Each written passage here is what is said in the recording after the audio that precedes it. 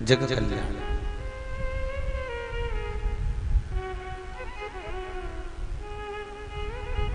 और कोई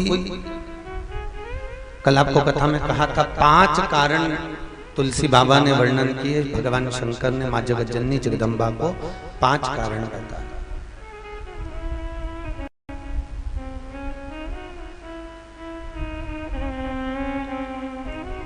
किन्हीं 5 कारण के फल स्वरूप मेरे राम पृथ्वी पर आए। पर राम जी महाराज के पृथ्वी पर आने के भी कारण थे और रावण के विनाश का भी कारण था।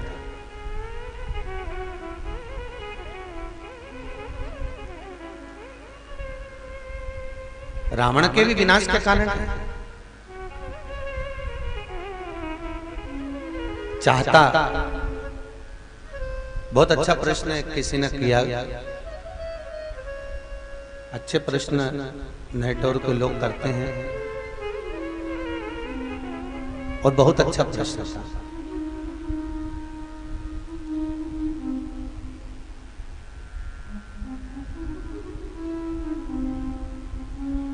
कहे महाराज राम कथा हमने बहुत सुनी है, पर उसमें एक बात हमें आज तक समझ में नहीं आई। हमने पूछा क्या भैया बोलो, क्या नहीं समझ में आई? कहा जानकी जी को, सीता जी को आद्य शक्ति कहा गया। सीता महारानी आद्य शक्ति है। सीता महारानी बहुत प्रखर पूर्ण लक्ष्मी है और माता सीता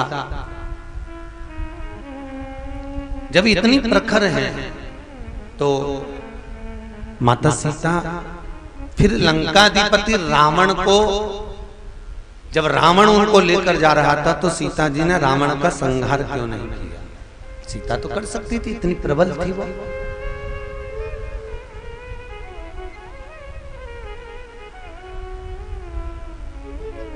सीता इतनी प्रखर थी तो फिर रावण को मारने में दिक्कत क्या थी माता सीता को? मां जानकी को कमी क्या पड़ गई जो माता सीता रावण के प्राण नहीं हरी?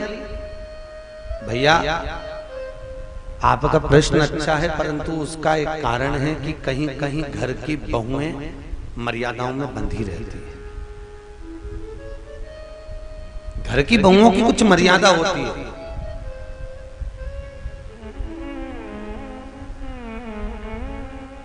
कल छत पर जो प्रश्न किया अच्छा प्रश्न था। उस प्रश्न में फिर महाराज जी मर्यादा तो जब बहू घर में रहती है तब मर्यादा रहती, पर राम जी के साथ गई तो वहां मर्यादा क्या थी? वहां तो लंकाधिपति रावण के प्राण हरने में सीता को देरी नहीं होना थी। सीता को क्षण भर की देरी नहीं होना।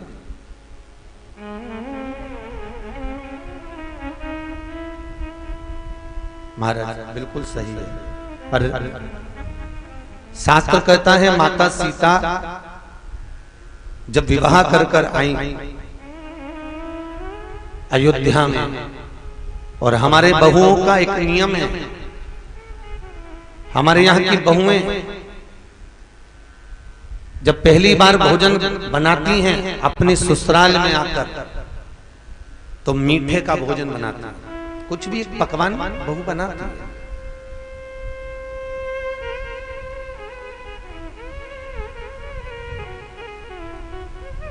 और पूछकर बनवाया भी जाता है कि तुम कुछ बनाओ। बनाया सीता जी ने भी आज खीर बनाई, और माता जानकी ने जब खीर बनाई दशरथ जी के लिए, कौशल्या मैया के लिए, कैकेयी मैया के लिए, सुमित्रा जी के लिए, सबके लिए परोसा, सबके सामने रख दिया। और कैकेयी मैया के सम्मुख में भी खीर रखी है, सुमित्रा के सम्मुख में भी खीर रखी है। और माता सीता अंदर रसोई घर में गई, और रसोई घर में जैसी जानकी जी पहुंची इतनी देर में ऐसी तेज हवा चली, ऐसी तेज हवा चली कि कचरा उड़ा और उड़कर दशरथ जी के कटोरे में जो खीर रखी थी उस खीर में चला गया। एक तिनका उस कटोरे में जाकर गिर गया।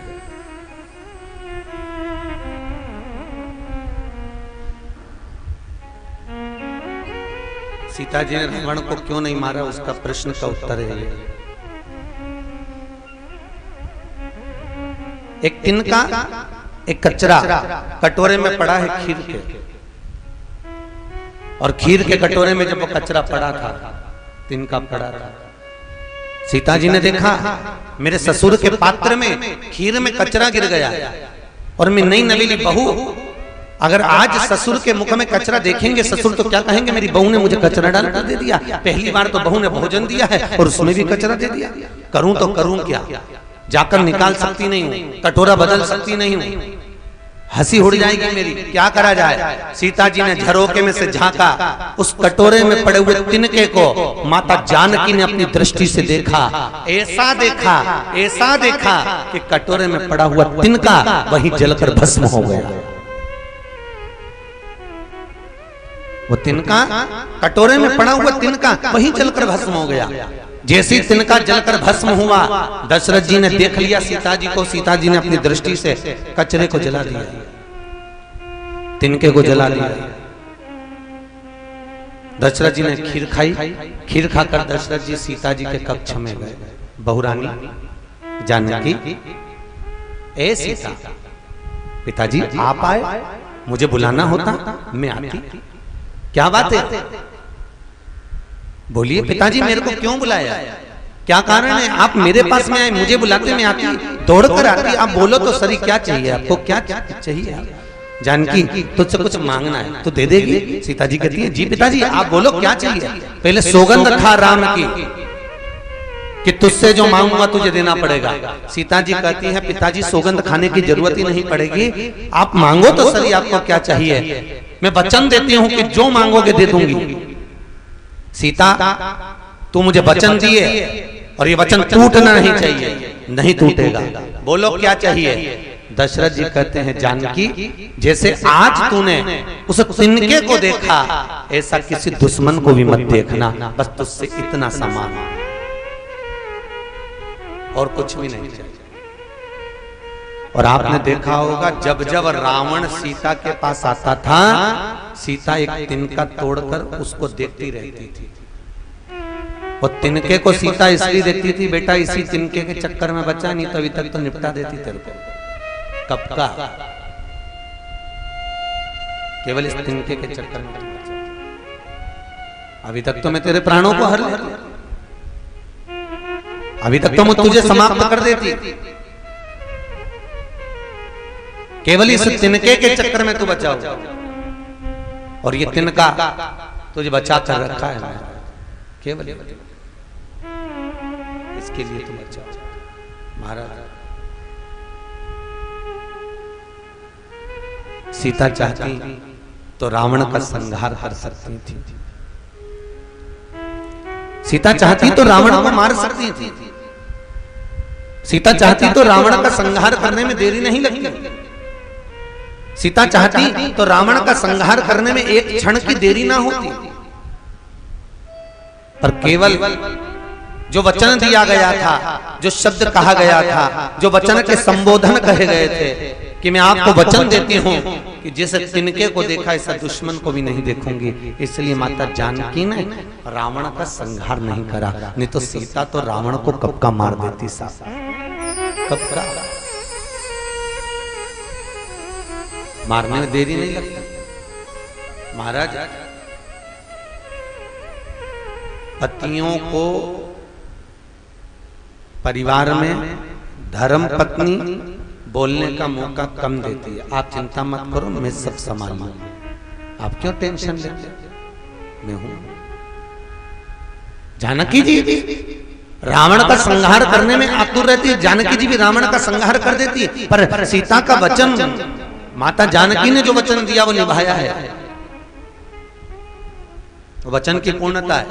तो महाराज राम जी के प्रकट होने के, राम जी के जन्म लेने के, राम जी के प्राकट्य के भी कुछ कारण हैं, तो रावण के संहार के भी कुछ कारण हैं। क्या रावण सीता को जबरदस्ती अपनी अर्धांगिनी नहीं बना सकता था? क्या रावण सीता को जबरदस्ती अपने भवन में नहीं रख सकता था? केवल उसका कारण इतना था कि एक बार रावण देवलोक में गया और देवलोक में जाकर मेनका को उन्होंने देखा, बड़ी सुंदर थी, रावण ने उसको अपना बनाना चाहा। जैसे ही अपना बनाना चाहा, रावण ने उसका हाथ पकड़ना चाहा। मेनका ने कह दिया मेरा हस्त मत पकड़ना, मैं तुम्हारे भाई कुबेर की बेटे नल कुबेर की धर्म पत्नी हूं और तुम मेरा हस्त कमल पकड़ रहे हो, मैं तुम्हारी बहू हूं। और बहू का हाथ अगर ससुर पकड़े ये अच्छी बात नहीं हो तो तुम मेरे काका ससुर, मैं कुबेर की बहू हूं, नल कुबेर की पत्नी हूं और आप मेरा हाथ पकड़ रहे हो, मान जाओ। अंत में रावण ने उस प्राण छूट। आपको पहले भी कथा में कहा, राम किसी को मारे नहीं, ऐसा है मेरा राम, अपने आप मर जाएगा करके खोटा का। मेरा राम किसी को नहीं मारता। भगवान अपने ऊपर कभी नहीं लेता कि मैंने किसी का संहार करा, मैंने किसी को मारा, मैंने ऐसा किया, वो कभी नहीं। कल कथा में कहा था आपको कि मंदिर के पीछे, कहां पर, कल कथा में बताया था कि मंदिर की परिक्रमा करते समय मंदिर के पीछे अगर हम प्रणाम करते हैं तो हमारे जीवन के पुण्य, हमारे जीवन का दान, हमारे जीवन का सत्कर्म उसी समय अधर्म में बदल जाता है। उसी समय जिस समय हमने किसी मंदिर के पीछे प्रणाम करा, अगर परिक्रमा करते समय मंदिर के पीछे हम नमन करते हैं, प्रणाम करते हैं, तो हमारा सत्कर्म, हमारा दान, हमारा पुण्य, हमारा धर्म उसी समय अधर्म में परिवर्तित हो जाता है। इसलिए महाराज हिंदू धर्म के अंदर मंदिर के पीछे प्रणाम नहीं किया जाएगा, प्रणाम नहीं। कल कथा में आपको कहा था कि केवल एक ही कारण है कि हमारे विचार को, हमारी दृष्टि को, हमारी सोच को बदलने का प्रयास किया जाए। राम कथा सारे देवताओं ने अगर भगवान राम की स्तुति करी थी तो यही प्रार्थना करी थी कि आपके द्वारा जगत का कल्याण। भगवान ने भी आश्वासन दिया था और सब अपने अपने धाम को चले गए थे। सुर समूह बिनती करी पहुँचे निज निज धाम, जग निवास प्रभु प्रगटे अखिल लोक विश्राम। भगवान ने सबको एक वचन देकर भेज दिया, तुम चिंता मत करो, मृत्यु लोक में जाना, पृथ्वी पर जाना और पृथ्वी पर जाकर अवतरित होना। किसी भी रूप में तुम्हारा मन पड़े, राज ऋषि बनकर, साधु बनकर, सन्यासी बनकर, तपस्वी बनकर, साधक बनकर, उपासक बनकर प्रकट हो। हम आएंगे, वचन निभाएंगे।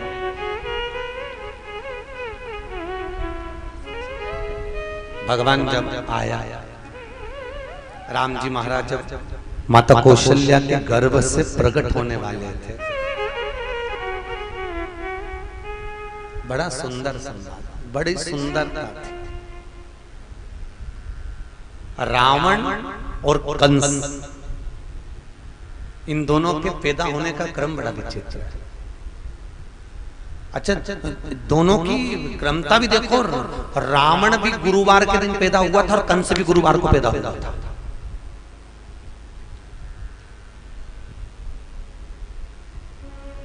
कंस भी गुरुवार को हुआ और रावण, और दोनों की क्रमता देखो, वो भी त्रयोदशी को पैदा हुआ था, ये भी त्रयोदशी को पैदा हुआ, कंस भी और रावण। बस अंतर इतना है, ये ब्राह्मण के घर में पैदा हुआ और वो यदुकुल में पैदा हुआ, पर दोनों में बस केवल अंतर इतना था कि जो कंस पैदा हुआ था वो पवन रेखा के गर्भ से पैदा हुआ, और पवन रेखा 3 दिन की, धर्म कहता है, हमारा शास्त्र कहता है कि नारी जब 3 दिन की रजस्वला रहती है, नारी जब 3 दिन की रजो धर्म में रहती है, इसका वर्णन भी हमारा शास्त्र है। पवन रेखा 3 दिन की रजो धर्म वाली थी और रजो धर्म धारण कर कर पवन रेखा बालों को धोकर, केश को धोकर बगीचे में चली गई थी। और बगीचे में जैसे गई, एक दुर्मिलिक नाम का राक्षस वहां से निकल कर जा रहा था, उसने पवन रेखा को देखा, बड़ी सुंदर लगी, और इतनी सुंदर लगी पवन रेखा, और दुर्मिलिक कुंवारी अवस्था का राक्षस, कुंवारी अवस्था।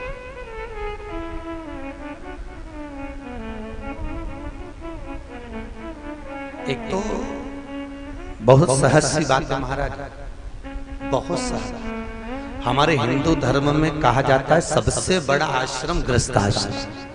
कौन सा आश्रम है? जम के बोलो जरा। गृहस्थ आश्रम। क्यों कहते हैं गृहस्थ आश्रम? क्योंकि संत बनना, साधु बनना, तपस्वी बनना, जोगी बनना, सन्यासी बनना, साधक बनना, उपासक बनना सरल है, पर एक गृहस्थी बनना कठिन है। अकेले गंगा के घाट पर बैठ के भजन करोगे तो कोई भी कर ले, तुम भी जाके कर सकते हो, अकेले बैठ के तो कोई भी कर ले। पर दिक्कत तो ये है कि परिवार में रहकर, घर में रहकर एक माला तो जप कर बताओ। थोड़ी देर माला जपोगे, जय हनुमान ज्ञान सागर, जय कबीर, तुम लोग इतने में छोरा दौड़ के आगे, मम्मी वो सामान का रखा है, 40 साल चली रही है, पापा ये कहाँ रखा है, मम्मी ये क्या हो गया, मैं पोछा ऐसा पड़ा है, मम्मी ऐसा कैसा। जरा सी देर पूजन करने बैठोगे उतनी देर में सारा काम तुमको याद आ जाएगा, उतनी देर में सब कुछ होगा। गृहस्थाश्रम सबसे बड़ा आश्रम। संत बनना सरल, तपस्वी बनना सरल, साधक बनना सरल। महाराज तो शास्त्र कहता है विवाह कर कर मरने पर पिंड, तर्पण, तिलांजलि सब प्राप्त हो जाता है, पर कुंवारी अवस्था में मरने पर ना तो तर्पण मिलता है, न पिंड मिलता है, न तिलांजलि मिलती है। जो कुंवारी अवस्था में मर गया ना तो तर्पण है, ना तिलांजलि है, ना कुछ भाग है। महाभारत का चरित्र उठाइए, कुरुक्षेत्र की भूमि को प्रसन्न करना था, शास्त्र का नियम। भगवान कृष्ण ने अर्जुन, नकुल, सहदेव, भीम, युधिष्ठिर को बुलाया और दुर्योधन को बुलाकर कहा कल ये युद्ध चालू होने वाला है, और युद्ध का नियम है जिस युद्ध की भूमि पर युद्ध होता है उस भूमि को प्रसन्न करने के लिए, चंडी को प्रसन्न करने के लिए, भूमि को प्रसन्न करने के लिए परिवार में से एक एक व्यक्ति की बलि देना पड़ती है। दोनों परिवार में से एक एक व्यक्ति की बलि जाएगी। कल देवी बलि लेने के लिए आई। अरे दुर्योधन तो खुश हो गया, प्रसन्न हो गया, हम तो 100 भाई, अगर एक मर भी गया तो 99 बचेंगे। पर दिक्कत तो इनकी है कि ये तो गिने चुने 5,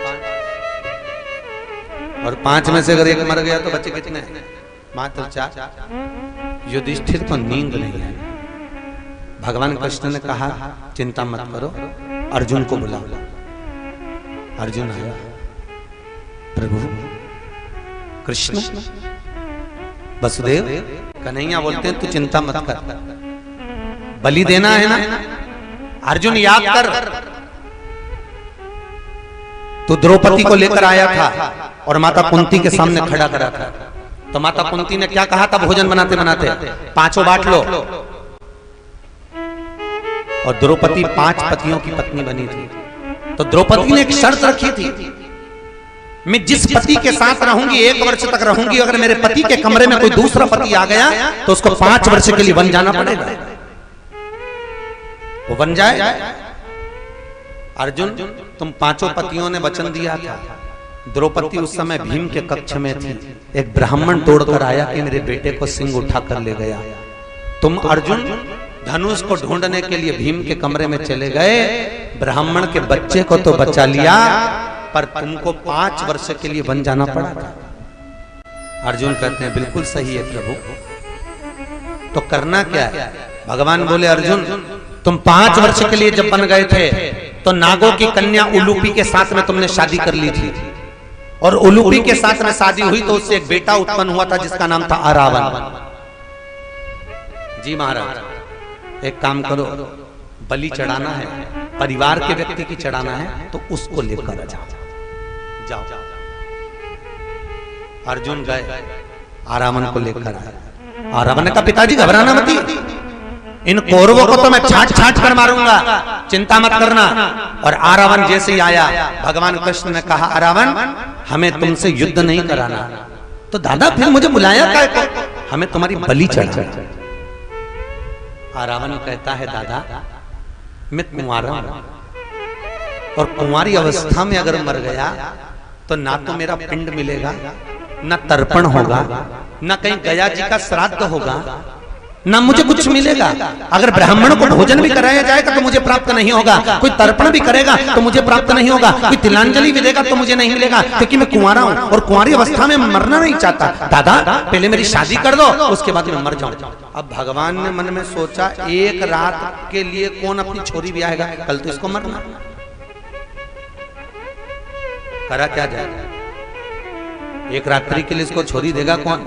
भगवान कृष्ण ने युधिष्ठिर, नकुल, सहदेव सबसे कहा ढूंढो एक लड़की ढूंढो, जल्दी इसकी शादी करना। कोई लड़की नहीं मिली।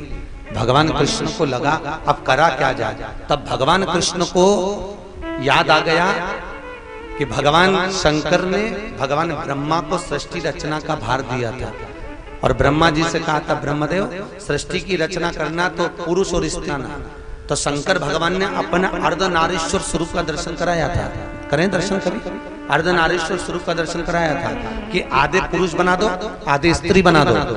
और ब्रह्मा भगवान विष्णु और शिव चले गए। जब ब्रह्मा जी ने सृष्टि की रचना करी, आधे स्त्री बनाना थे, ब्रह्मा जी ने उनको भेला कर बना दिया, आधे पुरुष आधे स्त्री। तो पूरी पृथ्वी किन्नर की हो गई। जहां देखो वहीं किन्नर, जहां देखो वहीं किन्नर नजर आ रहे थे। नीचे आए, आते सी भगवान विष्णु को हंसी आ गई, ब्रह्मा जी तुमने क्या बना दिया। ब्रह्मा जी बोले, भगवान शंकर ने तो किया था आधे पुरुष आधे स्त्री बना दो। शंकर भगवान बोले, मैंने बोला था आधे पुरुष आधे स्त्री बना दे, तो उसने स्त्री का रूप रखा और किन्नर का रूप रखकर भगवान कृष्ण ने रावण के साथ में शादी की, विवाह। आज भी किन्नर थे, अष्टमी को राम जी हुए थे, नवमी को वो मंगल को हुए, ये बुध को हो गए। कितनी कितनी क्रमता है। वो रात के 12, वो दिन के 12। महाराज जन्म का कारण नहीं। महाराज मेरे राम जी के प्रागट्य के 5 कारण हैं, तो कंस के पैदा होने के, कंस के आने के भी कुछ कारण हैं। वो कारण मूल का और कंस के हर प्रभाव का।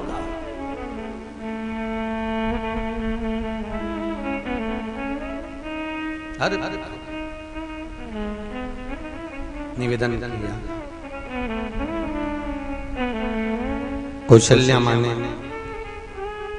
लाला का जब दर्शन किया, माता पुनि बोली सोमती डोली तजहु तात यह रूपा। क्यों मना कर रही है कौशल्या मैया। जिस रूप का दर्शन माता करा वो रूप बड़ा प्रखर था। भय प्रकट कृपाला दीन दयाला कौशल्या बड़ा भगवान के हाथ, शीश, मुख सब देखकर कौशल्या जी ने हाथ जोड़कर कहा, मैंने तो बेटा मांगा था, तुम तो बाप बनकर आ गए। तो राम जी महाराज बोले, मैया कितना छोटा होना है जरा बता देना हो। कौशल्या जी बोली, मैं बता दूंगी, तुम छोटा तो हो। राम जी महाराज होते गए होते गए होते गए, इतने से हो गए। कौशल्या जी बोली, बस बस बस इतना बड़ा चलेगा बेटा, इतना बड़ा ठीक है। अब रोइए। राम जी ने शंकर भगवान को बुलाया, भोलेनाथ जी जरा आइए। शंकर भगवान बोले, बोलो क्या बात है। शंकर भगवान बताइए रोते कैसे हैं। शंकर भगवान बोले, हम ही कभी नहीं रोए दादा, हम ही नहीं रोए तो हम क्या बताए। कौशल्या जी बोल रही हैं रोना पड़ेगा तो रोए कैसे। तो राम जी बोले, हमें मालूम नहीं, आप बताओ। शंकर भगवान बोले, हम ही नहीं रोए तो कभी हम तुम क्या बताएं। शंकर भगवान बोले, काम करते हैं, दुनिया के मुस्कुराने के लिए और आपके रोने के लिए एक अक्षर दे देता हूं। शंकर जी ने उसी समय राम के सम्मुख में अक्षर प्रदान कर दिया, ओम दे दिया। क्या दिया। और जैसे ही ओम प्राप्त हुआ, ओम मिलते ही, ओम अक्षर की प्राप्ति होते से ही, जैसे ही ओम मिला, भगवान राम ओम ओम ओम ओम ओम करने लगे। जैसे ही ओम ओम करने लगे तो कौशल्या जी समझी कि राम जी रोने लगे। देखो भगवान रोते हैं तो ओम ओम कर कर रोते हैं, और हमारे यहाँ का बच्चा जन्म लेकर रोता है तो काय काय कर कर रोता है। मेरी मम्मी कहाँ है, मेरा पापा कहाँ है, मेरे हिस्सा कहाँ है, मेरी जायदाद कहाँ है, मेरी माँ कहाँ गई। अब काय काय करे और मरे तब तक भी काय काय करता है। छोरा कहाँ है, उसको और बुला दो, एक बार देख लो, काय काय कर आखिरी तक, अंतिम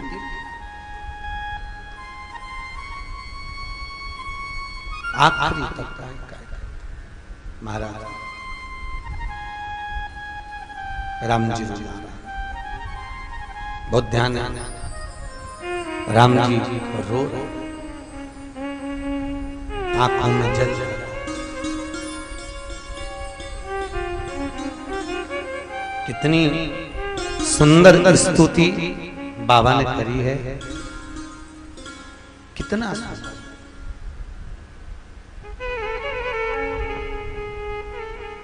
बहुत सुंदर स्तुति। भय प्रगट कृपाला दीन दयाला कौशल्या हितकारी हर्षित मैं तारी मुनि मन अद्भुत रूप।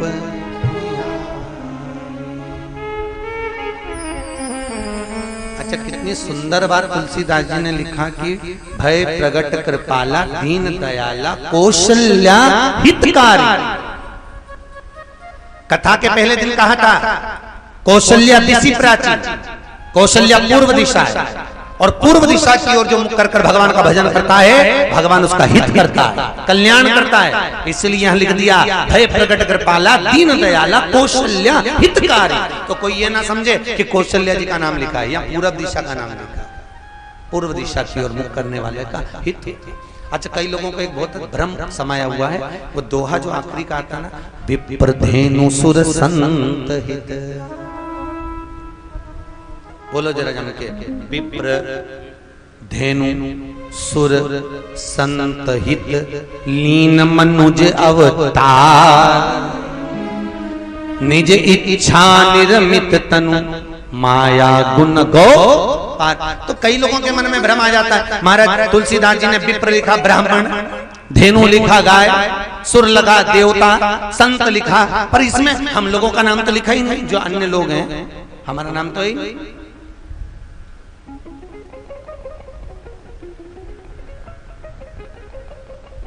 कई लोग कहते हैं हमारा नाम तो यहाँ आया ही।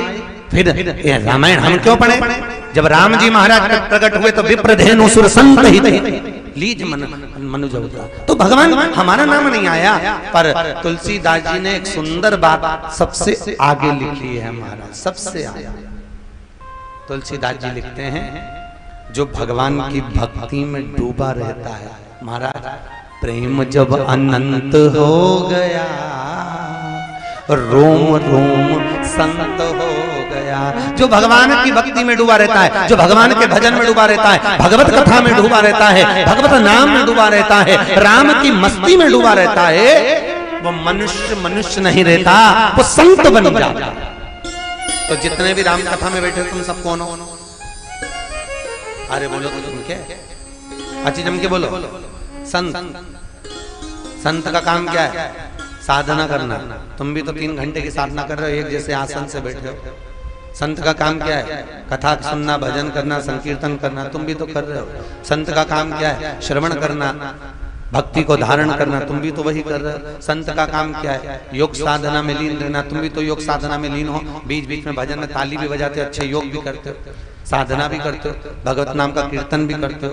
तो और संत का काम क्या है? अपनी दृष्टि को परमात्मा तक लेकर जाना। तो तुम भी तो वही कर रहे हो, अपनी दृष्टि को भगवान तक लेकर जा रहे हो, साधना तक लेकर।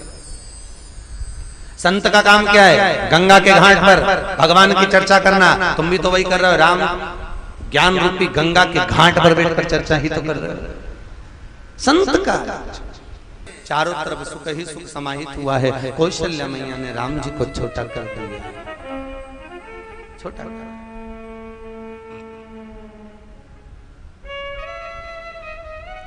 छोटे होने में बहुत फायदा है, बड़े होने में फायदा नहीं।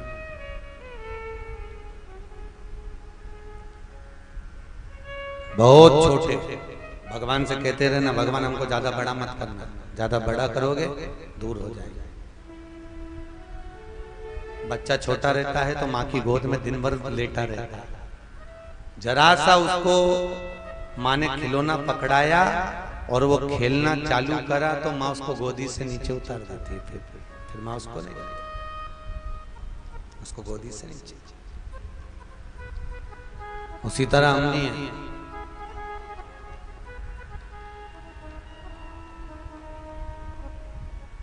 जब तक भगवान की भक्ति में डूबे रहे तो भगवान ने अपना बना कर रखा। जैसे काम, क्रोध, लोभ, मोह, माया, प्रपंच, गाड़ी, बंगला, जमीन, जायदाद में जैसे जैसे घिरते गए, भगवान सोचता है अच्छा है तू इसमें फंसे रहे, मेरा भजन मत करना। फंसे जान कर भगवान फंसे। और फिर हम प्रतीक्षा करते हैं, फिर हम बाट जोड़ते हैं, इंतजार करते हैं कि हमारा नंबर आएगा जब देखा जाए। महाराज 3 मित्र पिकनिक करने गए, यहाँ जाते हैं लोग पिकनिक करने के लिए, गोट करने के लिए। 3 मित्र पिकनिक करने गए, तीनों ने समोसे लिए, कचौड़ी ली, कोल्ड ड्रिंक की बोतल ली और पानी लिया, मिक्सचर लिया, सब लिया, चिप्स वेफर सब लेके, बिस्कुट लेके तीनों गोट करने के लिए, पिकनिक करने के लिए गए। अब पिकनिक करने के लिए जैसे गए, उन्होंने बैग खोला तो सब कुछ तो निकल गया, पर पानी की बोतल ना घर पे रह गई।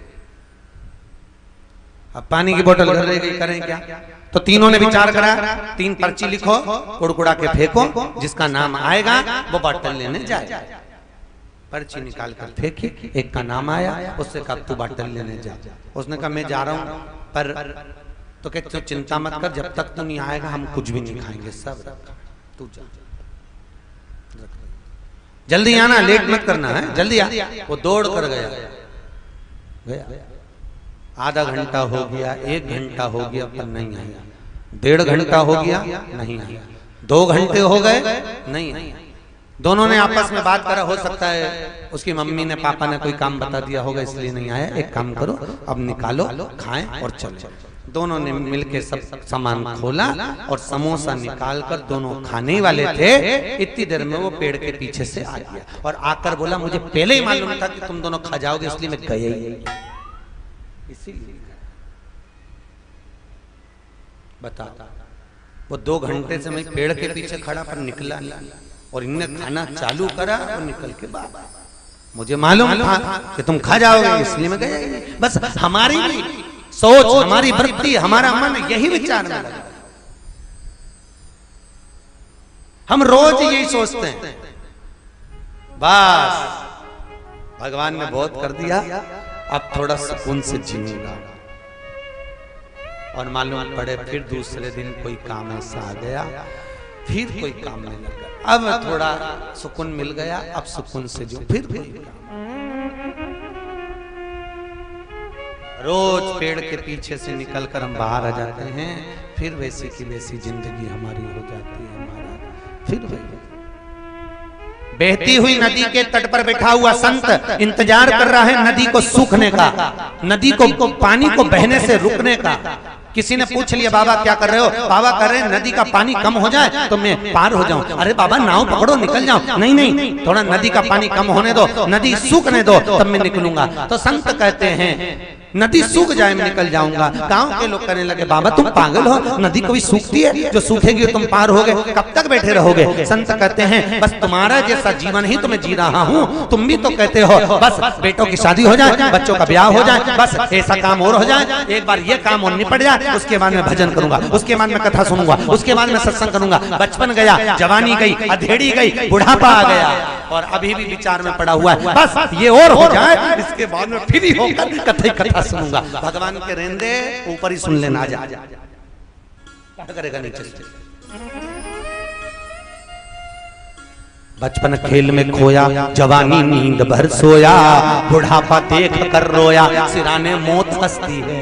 अंतिम समय में मृत्यु भी हंसेगी, देख देख कर हंसेगी। बचपन गवा दिया, जवानी गवा दी, अधेड़ी गवा दी, आया बुढ़ापा वो भी गवा दिया, भोग और विलास में निकाल दिया। अभी हम विचार कर रहे हैं ओ अभी कोई समय है कथा सुनने का? अभी कोई कथा सुनने का समय है? ये कथा सुनने का समय? समय का ठिकाना कब है? जीवन का कोई ठिकाना है? कोई भरोसा नहीं, कोई भरोसा।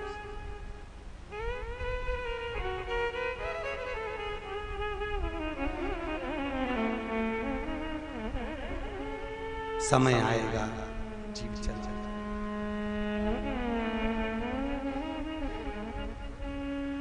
आसक्तियों से पड़े पड़े विभीषण सबसे ज्यादा किसको चाहता था? राम को कि रावण को?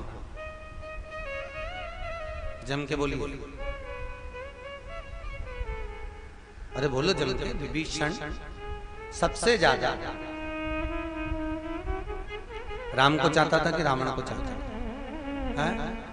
राम, रावण। बिल्कुल सही बोली है दीदी।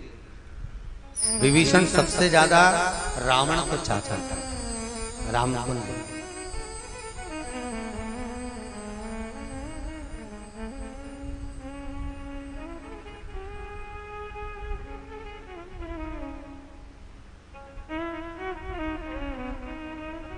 पानी बह रहा है, डंडा मारने से पानी का भाग तो विभाजन हो जाएगा, पर थोड़ी देर में जंघा पिडली झुकती है ना अपने तत्व की ओर।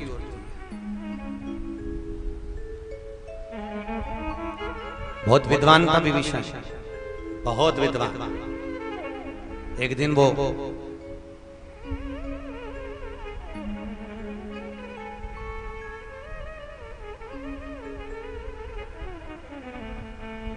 रावण की पत्रिका लेकर गुरुजी के पास गया।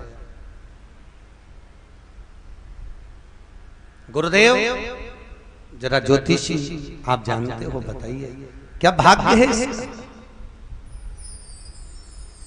भाग्य महाराज जी ने कह दिया, विभीषण तेरा भाई का अंत निश्चित है। विभीषण बोले, गुरुजी तुम किसके सामने बोल रहे हो, मालूम है तुम्हें? विभीषण कह रहा है। गुरुजी कहते हैं आंख मत दिखा, डरा मत, जो कहना था कह दिया। तेरे भाई की मृत्यु निश्चित है, उसकी नाभि में अमृत है। गुरुजी कहते हैं अमृत भी सूख जाएगा, तेरा भाई जरूर मरेगा। कोई उपाय कैसे मरे? इसको दशरथ का बेटा और जनक जी की बेटी, इन दोनों के कारण तेरे भाई के प्राण छूटेंगे। विभीषण ने सोचा दशरथ का पुत्र और जनक की बेटी। विभीषण ने विचार करा, अगर दशरथ का पुत्र ही नहीं होगा और जनक जी की बेटी नहीं होगी तो मेरा भाई मर ही नहीं सकता। एक काम करता हूं, दशरथ और जनक को ही मरवा देता हूं। ये दोनों ही नहीं रहेंगे तो बेटा बेटी होने का क्रम ही नहीं है। विभीषण गया, अपने सिंहासन पर बैठकर सुखसारण को बुलाया। ए सुखसारण, इधर आ। सुखसारण दौड़ कर आया। असुरों का साम्राज्य अधिपत्य रखने वाला सुखसारण, जो किसी भी रूप को रख लेता था, कहीं पर भी प्रवेश कर जाता था। वो सुखसारण कहीं पर भी जा सकता था, किसी भी रूप में जाकर किसी का भी संहार कर सकता था। उस सुखसारण को बुलाया गया, जो असुरों में भी असुर था, प्रवृत्ति का प्रखर असुर था। सुखसारण को बुलाया, इधर आ। सुखसारण आया। बोलो विभीषण। बोलिए महाराज। विभीषण ने कहा, जाओ दशरथ और जनक के प्राणों को हर लो। दशरथ नहीं रहेंगे तो बेटा नहीं होगा, जनक नहीं रहेंगे तो बेटी नहीं होगी। जाइए प्राण हो। अब सुखसारण जाता, उससे पहले दशरथ जी के गुरु जी ने दशरथ जी को बुलाया और जनक जी के गुरु ने जनक को बुलाकर कहा कि तुम्हारी ग्रह दशा ठीक नहीं चल रही है। कभी कभी हम नहीं भी सोचते हैं तो किसी गुरु का आगमन हमारे जीवन में हो जाता है और वो गुरु मार्ग बताकर चले जाता है, तो व्यक्ति उस मार्ग पर चलकर सुलभ हो जाता है। कोई सद्गुरु जीवन में आता है और कभी भी आकर किस रूप में आए और किस रूप में बताकर चले जाए भगवान जानता है। गुरुजी ने कहा, इधर आओ जनक जी, थोड़े दिन के लिए तीर्थ चले जाओ। दशरथ जी थोड़े दिन के लिए तीर्थ जाओ। दशरथ जी भी तीर्थ करने गए, जनक जी भी तीर्थ करने गए। दोनों तीर्थ के लिए जा रहे हैं, दोनों तीर्थ करने के लिए जा रहे हैं। इतने में भगवान गुरु बाबा ने, गुरु जी महाराज ने दोनों की मूर्ति का निर्माण करवाया। जनक जी ने जनक जी की मूर्ति और दशरथ जी की मूर्ति बनाकर सिंहासन पर रखी। सुख सारण आया और सुख सारण ने आकर तुरंत देखा दोनों राजा बैठे हुए थे। बैठे हुए राजा के पहले गया अवध में और अवध में जाकर दशरथ जी का सिर काट दिया। फिर गया जनकपुरी में, जनक जी का सिर काट दिया। मारकर विभीषण को आकर कह दिया तुम्हारे आंखों के कांटे निपट गए, अब ना तो जनक रहा न दशरथ रहा। अब चिंता मत करो, लंकाधिपति रावण नहीं मर सकता, अब नहीं मरेगा, चिंता ना करिए। दोनों मर गए, विभीषण बेफिक्र हो गया, बेफिक्र। घूमते घूमते एक दिन दशरथ और जनक दोनों मिल गए। केकई नरेश की लड़की केकई का स्वयंवर था। केकई के स्वयंवर में जनक जी भी पहुंचे और दशरथ जी भी पहुंच गए। और दशरथ जी ने केकई को स्वयंवर में जीत लिया। बाकी के लोगों ने आक्रमण कर दिया। आक्रमण करा, दशरथ जी के साथ युद्ध हुआ। तो इतने में केकई दशरथ जी के प्राण बचाने के लिए आगे आके खड़ी हो गई। आगे आके खड़ी हुई, दशरथ जी ने कह दिया केकई तुमने मेरे प्राण बचाए हैं, मांगो तुम्हें क्या चाहिए, कुछ मांग लो केकई। केकई कहती है मांगूंगी, जरूर मांगूंगी, पर समय आने दो तब मांगूंगी। दशरथ जी ने कहा मेरे वचन तुम्हारे पास में धरोहर में रहे, मेरे वचन धरोहर में है केकई तुम्हारे पास में। केकई के पिता मंगल ने इन दोनों को विदा कर दिया, भेज दिया। गए, जब वापिस पहुंचे, पहुंचने के बाद विभीषण को यह मालूम पड़ा कि जनक भी जीवित है और दशरथ जी भी जीवित है। जनक और दशरथ दोनों जीवित हैं। मालूम पड़ गया विभीषण को। तो विभीषण ने सोच लिया अब मेरे भाई का अंत निश्चित हो गया, अब करना क्या है। तो एक काम करता हूं, अब भाई की ओर नहीं रहता, अब पार्टी बदल देता हूं। दुनिया के लोग पार्टी बदलने में तुरंत तैयार रहते हैं। इसमें थे जो जीता हम उसमें चले जाए, अब हम उसकी तुरंत। विभीषण अब तुलसी का पौधा लगा लिया, संतों के सानिध्य में रहा, सब कुछ है, सब कुछ। पर शास्त्र कहता है सबसे ज्यादा विभीषण अगर प्रेम करता था तो अपने भाई लंकाधिपति रावण से करता।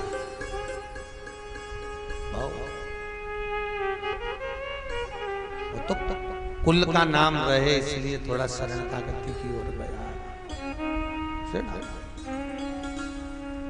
महाराज अभी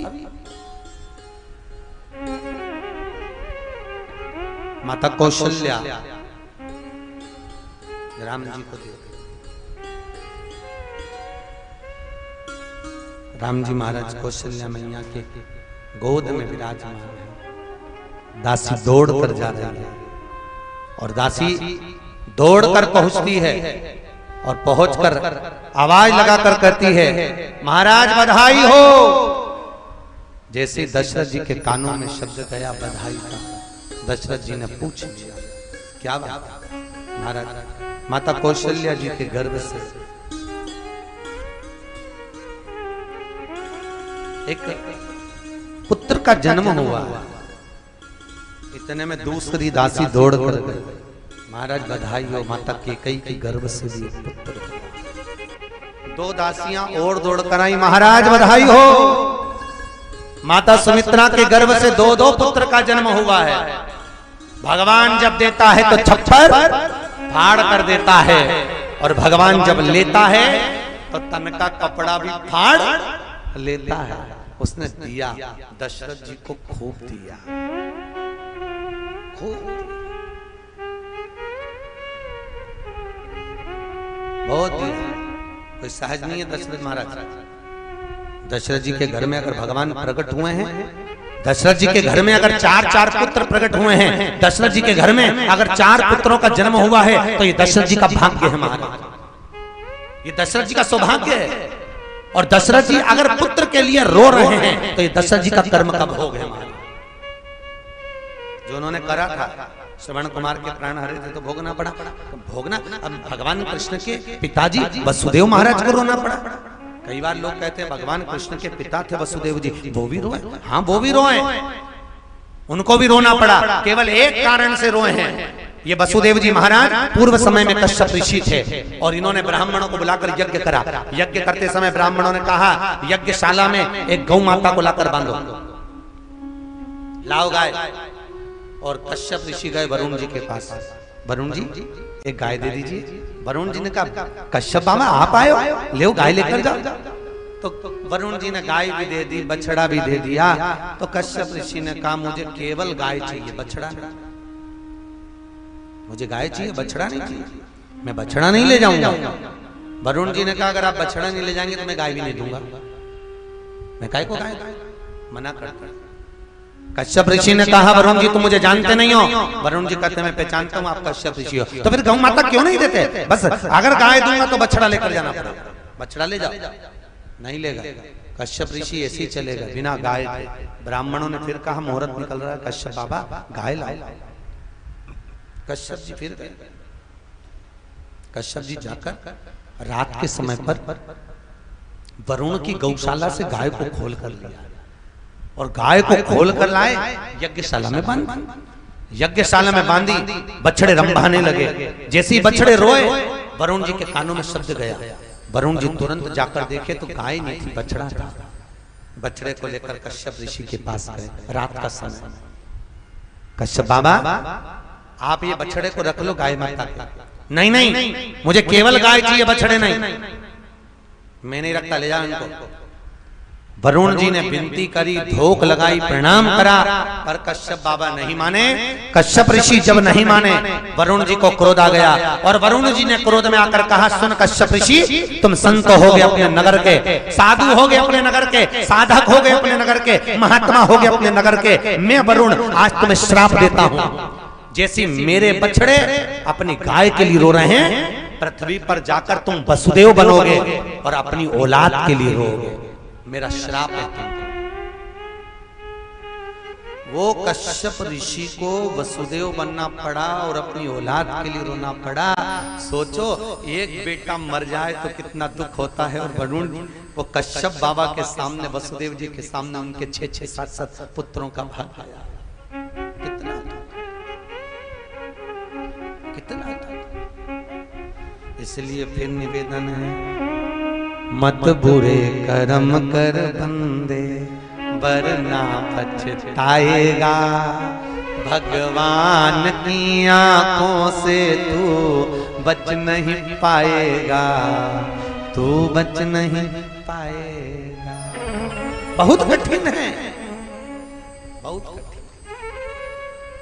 आपको परसों के दिन कथा में कहा था क्रीम से 2-3 दिन चेहरा चमका सकते हो, केवल 2-3 दिन के चेहरा चमक सकता क्रीम से, पर कर्म से बुढ़ापे तक भी चेहरे पर चमक रहती। अगर अच्छा कर्म किया है तो चमकेगा। अच्छा कर्म कर,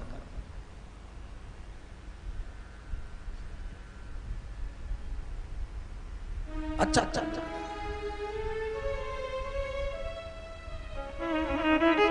कर्म अच्छा होना चाहिए महाराज। इसलिए मूल है भगवान की भक्ति, उसको धारण करे महाराज। दशरथ जी महाराज को आज सबसे ज्यादा सुख का अनुभव हुआ। चौथी अवस्था में राम, दशरथ जी की उम्र 60 वर्ष की थी तब राम आए थे। नंद बाबा की उम्र 60 की थी तब कृष्ण आए थे। कदर्म बाबा की उम्र 60 की थी तब कपिल देव आए थे।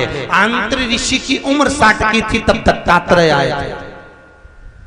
60 वर्ष की अवस्था हुई तो दशरथ जी ने राम को प्राप्त करा।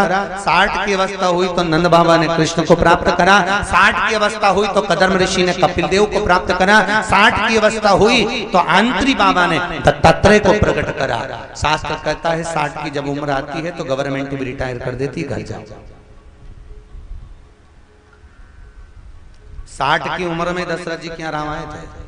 अर्थात 60 वर्ष की जब आयु आती है तो गवर्नमेंट भी कह देती है अभी तक तुमने परिवार के लिए बहुत कर लिया, खूब नौकरी करी, खूब कमाया, बच्चों का ब्याह शादी सब कर दिया, अब 60 के हो गए हो, रिटायरमेंट हो गया है, इसलिए रिटायरमेंट के समय खूब ढोलक मंजीरा खूब माला माला पिना के, वो तो यहाँ पर नहीं देते, हमारे यहाँ तो एमपी में अगर कोई रिटायर होते हैं तो उनके गौमुखी माला भी दी जाती है कि अब जाओ जपो, जाइए भजन करो, अभी तक परिवार के लिए कर लिया, अब कुछ भगवान के लिए करो, जाइए, हो गया। मनुष्य की पहले मनुष्य की उम्र, गधा की उम्र, कुत्ता की उम्र और उल्लू की उम्र कितने हो गए? चारों की उम्र एक जैसी थी, बराबर।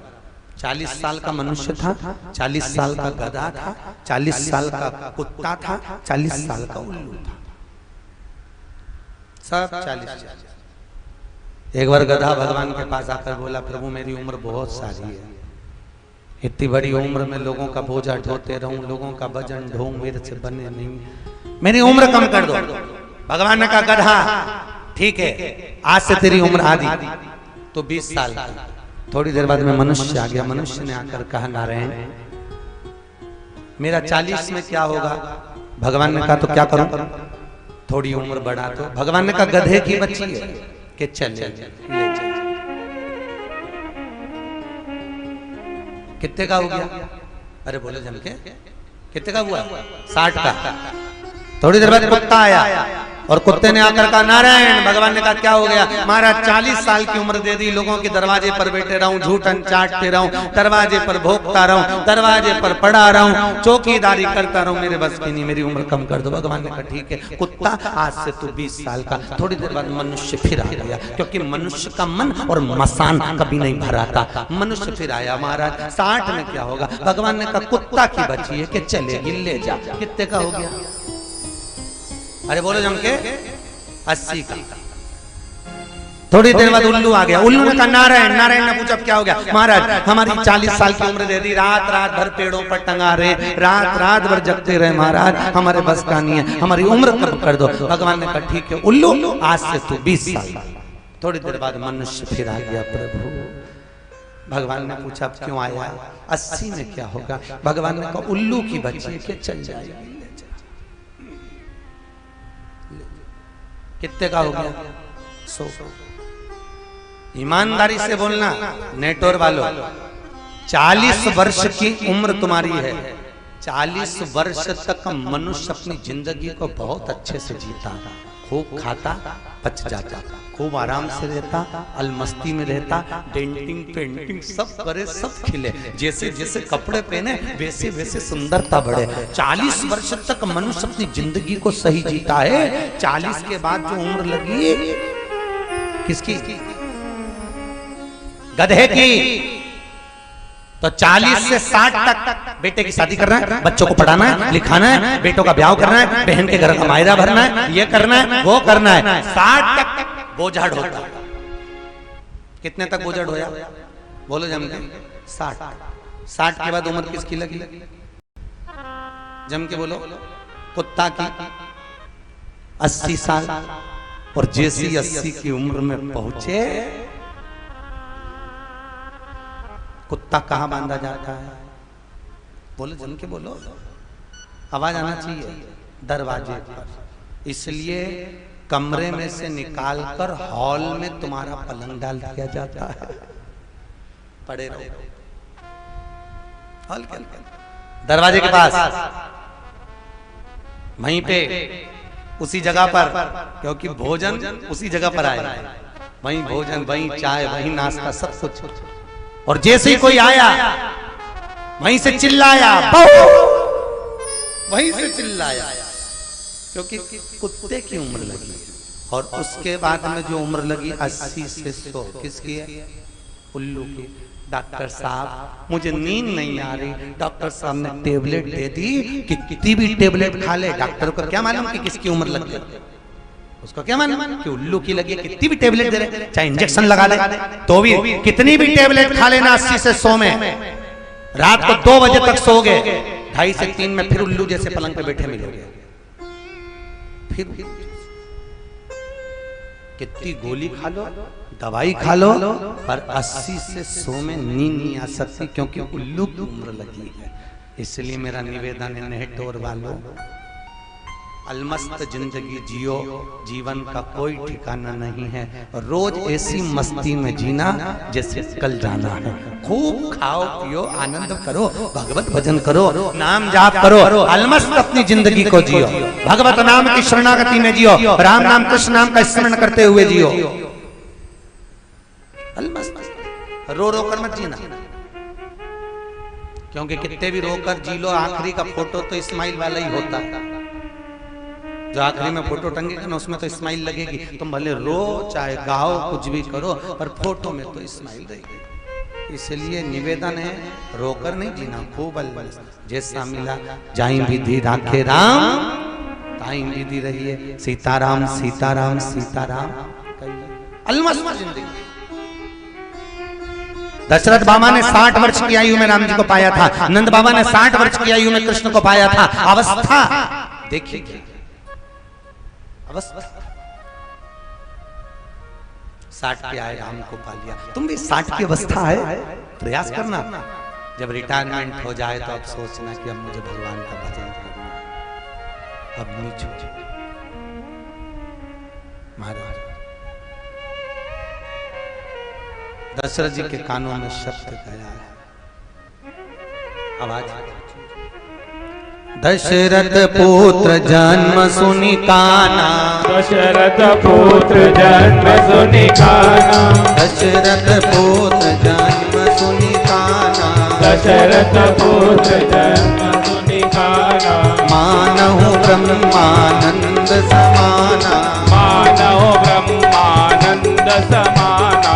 श्री राम जय राम जय जय राम, श्री राम जय राम जय जय राम, श्री राम जय राम जय जय राम, श्री राम जय राम जय जय राम, श्री राम जय राम जय जय राम, श्री राम जय राम जय जय राम।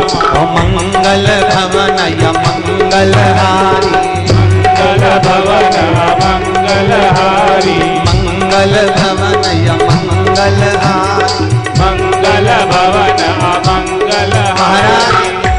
दशरथ जी के कानों में शब्द गया, शब्द गया कानों में, सुख स्थापित हुआ। कहा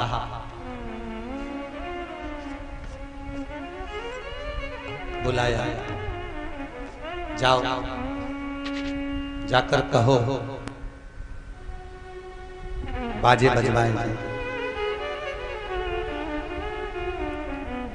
भगवान आज चौथी अवस्था में राम आए, चौथी अवस्था। राम को प्राप्त करने की कोई उम्र नहीं, कोई उम्र नहीं, भगवान के प्राप्ति की कोई उम्र नहीं।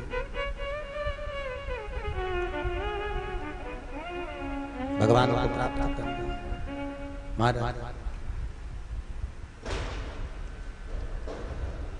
नगाड़े बजना चालू होगा, भगवान के प्राप्त महाराज। परमानंद पुरी मन राजा, परमानंद पुरी मन राजा। कहाँ बुलाई बजावहु बाजा, कहाँ बुलाए बजाओ बाजा, कहाँ बुलाई बजावहु बाजा। कहाँ बुलाए बजाओ बाजा। मंगल भवन य मंगल हारी, मंगल भवन मंगल हारी। श्री राम जय जय राम, श्री राम जय राम जय जय। ओ श्री राम जय जय राम, श्री राम जय राम जय जय राम। महाराज बुलाए, बैंड बाजे बजवाए, खूब धूम धड़ाके होने लगे। राम जी महाराज का प्रगट हुआ है। इतनी बधाइयां लुटाई गई, इतनी बधाइयां लुटाई गई, इतने रतन माणिक सोना चांदी हीरा पन्ना इतना लुटाया गया कि सवेरे जो झाड़ू लगाने वाली आई, उन्होंने जब झाड़ू लगाना प्रारंभ करा तो इतना हीरा रतन इकट्ठा हो गया कि मणि पर्वत प्रकट कर गया। मणियों का पर्वत इकट्ठा हो गया, इतना था। नंद बाबा ने क्या लुटाए थे जब भगवान कृष्ण हुए तो नंद बाबा ने क्या दिए थे? गौ माता। और दशरथ जी ने क्या दिया? माणिक मोती। जिसके पास जो था वो दिया।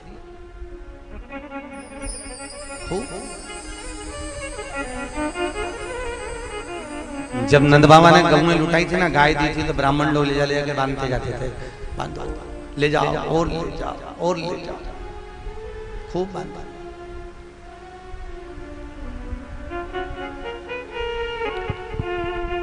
एक आश्चर्य की बात यह होती है कि दशरथ जी के राज्य में इतना माणिक का पर्वत इकट्ठा हो गया था, तो लोग क्या अपने घर में नहीं ले गए थे?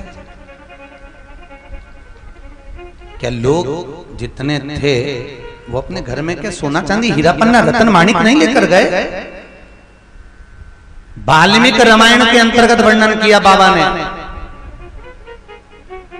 कि जितना दशरथ जी ने लुटाया था उससे 1000 गुना तो अयोध्या वासियों ने लुटाया था। अब जब खुद ही लुटा रहे हैं तो खुद ही लेकर कैसे जा सकते? इसलिए पटक दिया, जिसकी मर्जी उठा लेना। ये रखा पड़ा हुआ।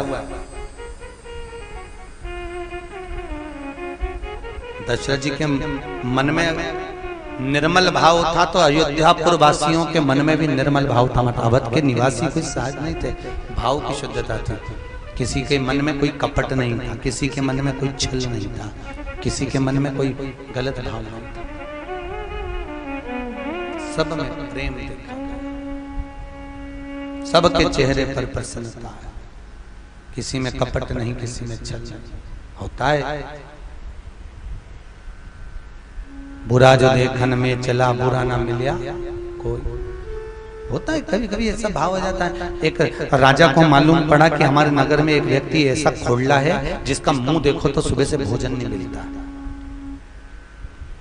ऐसा व्यक्ति हमारे राज्य में, जिसका मुंह नहीं देखो, मुंह देखो तो भोजन नहीं मिलेगा। ऐसा होता है क्या कि जिसका मुंह देखो तो भोजन नहीं मिलेगा? एक दिन राजा ने रानी से कहा, सुन, मैंने सुना है कि किसी का मुंह देखो तो सुबह से भोजन नहीं मिलता, एक बार प्रैक्टिकल करना चाहता हूं। तो रानी ने पूछा, क्या प्रैक्टिकल करना चाहते हो? उसका मुंह देखना चाहता हूं। मुंह देखूंगा तो भोजन मिलता है कि नहीं मिलता मुझे देखना। रानी ने कहा, बुला लो। रानी ने कहा बुलाओ। राजा ने खबर करी, बुलाया। रानी से कहा, तू दूसरे कमरे में जाकर सो, आज ही मेरे कमरे में सोएगा। सुबह जब उठूंगा सबसे पहले इसका मुंह देखूंगा। राजा उठा, उठकर सुबह उसका मुंह देखा। मुंह देखते से ही राजा सुबह से इतने काम में उलझ गया, इतने काम में उलझ गया कि 1 मिनट भोजन का समय नहीं मिला। रात के 9 बज गई। रानी ने राजा से कहा, आज तो आप ऐसे उलझे कि सुबह से आपने अन्न का निवाला नहीं लिया। राजा बोला, वह खोलने का मुंह देखा था ना, वह खोलने का मुंह देखा, इसलिए अन्न का निवाला नहीं मिला। राजा को क्रोध आया, भोजन बाद में करूंगा, सिंहासन पर बैठा, बुलाओ उस खोलने को। और खोलने को बुलाओ उधर, उसका मुंह देखा है तो मुझे खाना नहीं मिला, ऐसा खोलना मेरे नगर में नहीं रह सकता, बुलाओ उसको। बुलाया गया। बोलिए महाराज। राजा ने कहा, तुझे फांसी की सजा मिलती है, मृत्यु दंड दिया जाता है तो मरेगा भी। तैयारी करो फांसी की, इसको मृत्यु दंड दिया जाता है। फांसी की तैयारी और मृत्यु दंड की जैसी तैयारी, सामने सूली लगी हुई थी। राजा खड़ा था, ये इतनी तेज हंसा, इतनी तेज हंसा। तो राजा ने पूछा, क्यों रे, तेरे को फांसी की सजा हो रही है, तू क्यों हंस रहा है? महाराज, मेरे हंसने का कारण केवल इतना है कि तुम मुझे खोलना कह रहे हो कि तेरा मुंह देखा तो मुझे सुबह से भोजन नहीं मिला, पर मुझसे बड़े खोलने तो आप हो। सुबह से मैंने आंख